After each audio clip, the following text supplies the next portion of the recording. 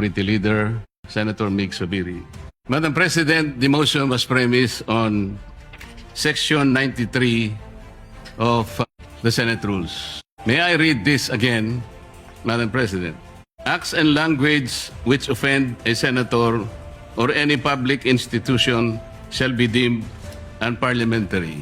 Madam President, I have not heard any word from Senator Jaime Marcos that offended the sensibilities of our counterparts in the minority.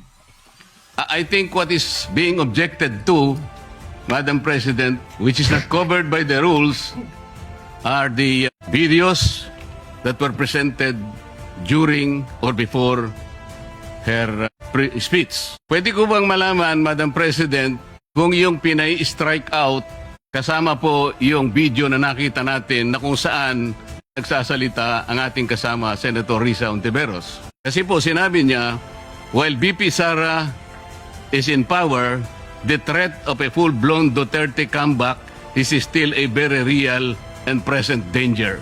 Sa akin po, walang problema rin. Opinion niya yun eh. And we have to respect that opinion. Yun po ba'y pinaalis natin? Gusto ko lang pong malaman, isa-isahin natin. Pangalawa po, nakita ko rin po yung sarili ko. Kasi po, ako'y nainanyahan sa isang television program, tinanong lang po ako, totoo po bang merong connection yung coup? Kasi po, ang tawag coup, hindi naman po yung karaniwang nangyayari po sa buhay ng Senado yun. Palitan talaga yan. Maraming beses na po yan. Ang sabi ko po, kasi kinukonekta daw nila sa impeachment. Sabi ko, hindi po siguro. Sabi ko, dahil sa ngayon 12 kami, hindi man kinakailangan naming mag-coup para lamang i-prostrate natin yung impeachment. Palagay ko po, hindi. Yung po bang opinion ko na yun, tatanggalin? Gusto ko lang pong malaman. Kasi po, meron pa po nga sinabi, I mean, sinungaling. Pero hindi po nagsabing gano'n eh. Ang ibig ko po sabihin, Madam President, ngayon po nakita natin the vibrancy of democracy in this chamber. Isa-isa po silang nagsalita lahat. Nabigyan ng pagkakataong ipaliwanag ang kanilang panig. Hindi po ba maganda ngayon na nakita ng taong bayan, nagamit nga lang po yung kanyang presentation. Pero naging daan para mapakinggan ng buong mamamayan. At sila na po ang final arbiter, Madam President. Ako nga po. Kailan lang nag-privilege speech ang isa sa atin dito. Habang nagsasalita siya, pinadaan niya ang isang slide na merong isang papel, na merong takip, at pagkatapos merong nakasulat, care of Congressman Marcoleta, 500. Isang kapirasong papel na tinakpan. Nung hindi pinatos ng media, kinabukasan, nagpa-interview siya, hindi minsan, 2 beses, para lamang ipangalandakan ang importansya ng papel na may takip at merong nakasulat, care of Kong Marcoleta, 500. Nagsalita po siya sa media 2 beses at paiimbestiga raw ako sa ombudsman. Dahil po ba sa media nangyari yon at hindi dito? E diferensya po ba? Wala. Walang diferensya yun. Pareho lang yun. Napakasensitibo natin sa ibang banda.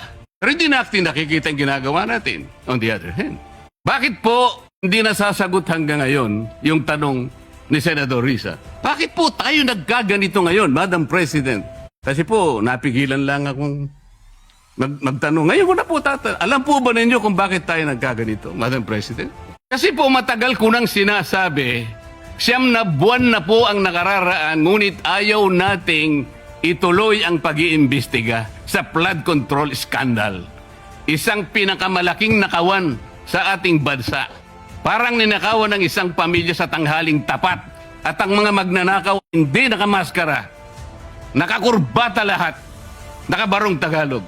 Paano hindi masisira ang kumpiyansa ng mamamayan kapag tinalikuran natin ang ganong pananagutan?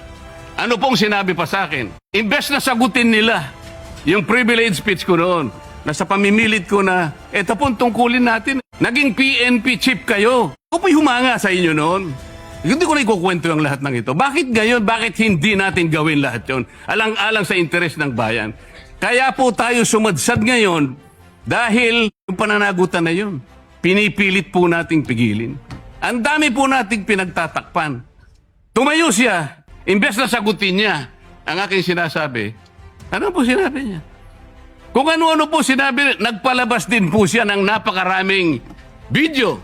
Kinakampihan ko si Diskaya, nag-bla-bla-bla, na ang asawa ko raw, dependent na ganito. Lahat po. Pati yung tayo ko sa Congress noon, na sinasansala ko yung mga kasama ko because ngayon ko lang nakita ang Vice President, nagpipresent siya ng budget for 2025. Inaaglahi siya sa budget 2022 and 2023. Yung mga ganun po.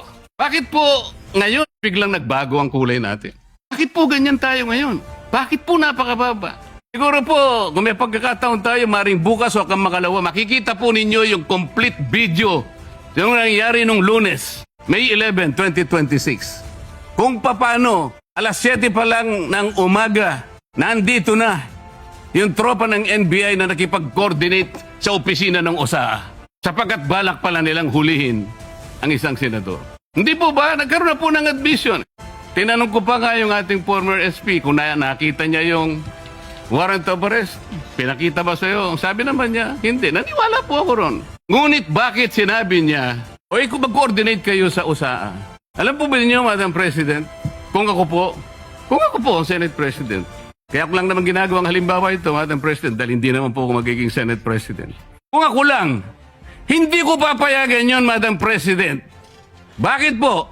Respeto na lang sa premises ng institusyon na ito. Oh, gawin niyo ang gusto niyong gawin. Huwag dito. Nakikiusap ako, utang na loob. Huwag dito. I will do that. Pero ano po nangyari? And the rest is history. Hinabol po ng hinabol, kamuntik na pong nahulog sa hagdanan ng Senator Bato. Ganun po ba ang pagtrato sa isang senador? Sinasagot ko po yung tanong, bakit po tayo nagkaganito? Isipin po ninyo, bakit hindi kayo magsimula doon? Meron po ba ang isa sa mga minority counterparts natin ngayon, Madam President?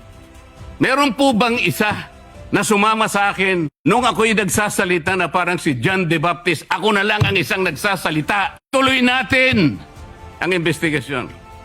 Meron po ba silang lakas ng loob na samahan ako, Madam President? Wala po. That's why I'm objecting to the motion. Wag po tayong balat sibuyas. Wag po tayong balat sibuyas. Salamat po, Madam President.